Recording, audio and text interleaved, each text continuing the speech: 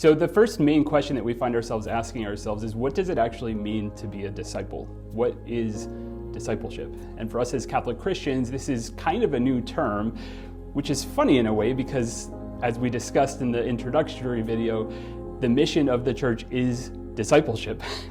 So it's kind of strange that we find ourselves rediscovering this term, which from the very beginning of the church was the stated mission of the church. That's what Jesus told us to go do, make disciples of all nations. So what does that actually mean? Where do we get our information about that? And what does this actually practically look like? Since discipleship is kind of an unusual term for us as Christians, we find ourselves looking for synonyms or other examples of what this looks like. And our culture is full of great examples of discipleship, just not necessarily in the Christian context. One of my favorite examples of this is from Star Wars. So you've got Yoda, who's basically discipling Luke Skywalker in Jedi knighthood. He's molding him, he's forming him, he's taking him from a very raw future Jedi to becoming a Jedi master, right? There's other examples too in movies. You've got Mr. Miyagi mentoring, forming, discipling Daniel LaRusso in the Karate Kid movies. If you're a little bit older, that reference might make more sense to you. But what does it actually mean to disciple somebody? It means, like I said in those examples, to form somebody as your follower to live a very particular intentional lifestyle, whether that's as a Jedi Knight or as a karate master or as a follower of Jesus. And in the Catholic Christian context, we talk about being formed and molded in four intentional areas of our life.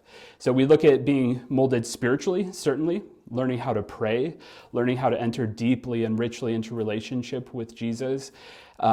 We also look at being formed mentally, intellectually understanding the faith by the people that are discipling us as followers of Jesus, trying to develop a thoroughly Catholic Christian worldview, integrating the good news of salvation in Jesus and the church's teachings into every aspect of our mental landscape.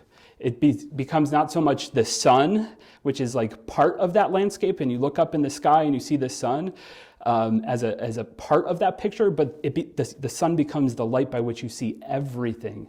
And so being discipled mentally means helping ourselves to understand everything intellectually through the light of the gospel.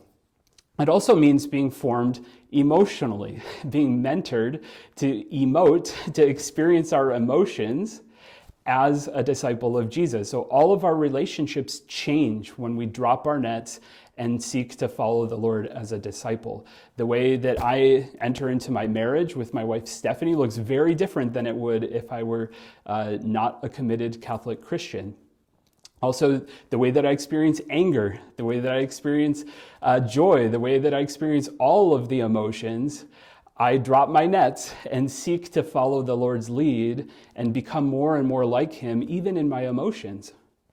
And the last area is our physical life. So the way that I treat my body, the things I put in my body, the things that I do with my body, that changes as well. And why is that? Why do we want to conform our lives completely to Christ in this way? Is it because the Lord wants to dominate us and He wants to have a whole army of little robots that He's controlling all over the planet? No. In John 10, Jesus says, I came that you might have life and have it in abundance. And when we allow the Lord to mold us, when we seek to follow Him in all of these areas of our lives with great intention, we have life in abundance. St. Irenaeus, one of the church fathers, said, the glory of God is man fully alive. And when we drop our nets and become disciples of Jesus and allow Him to really form and mold us, we come alive. And the saints are an amazing witness to this. The saints are fully alive in all areas of their life. And we're going to, in the subsequent videos, dive into what does conversion mean? How do we seek conversion in our life?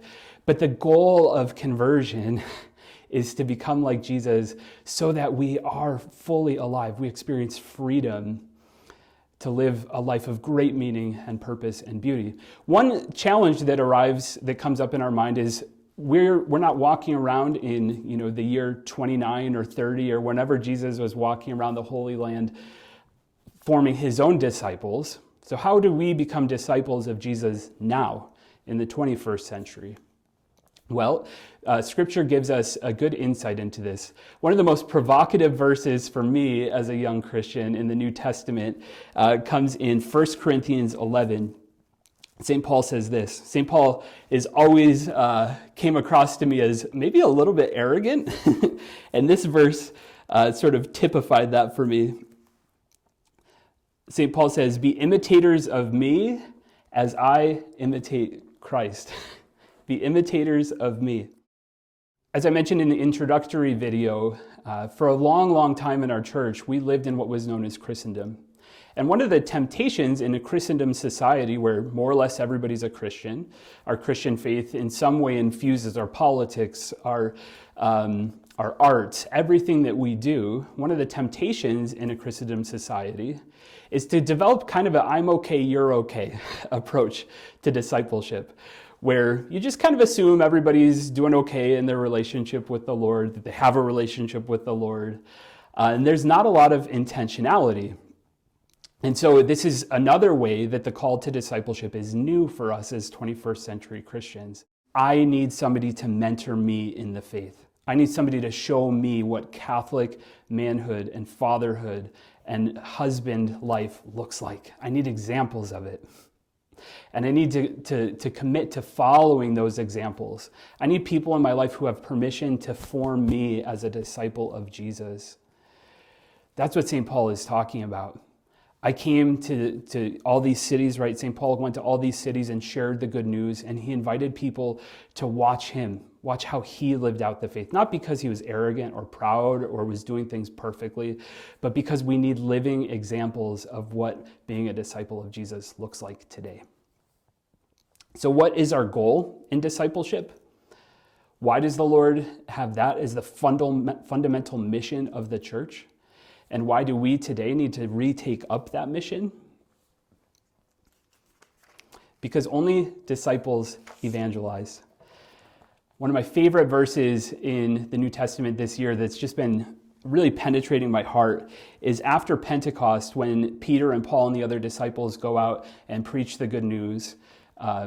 The Pharisees and the other Jewish authorities arrest them, and they give them a scolding, and they say, stop preaching the good news about Jesus. They don't call it the good news, but stop talking about Jesus, or you're going to get another beating from us. And this is the verse that has just so captivated me. This is in Acts chapter 4, verse 19. Peter and John, however, said to them in reply to this rebuke, "Whether it is right in the sight of God for us to obey you rather than God, you be the judges. But it is impossible for us not to speak about what we have seen and heard."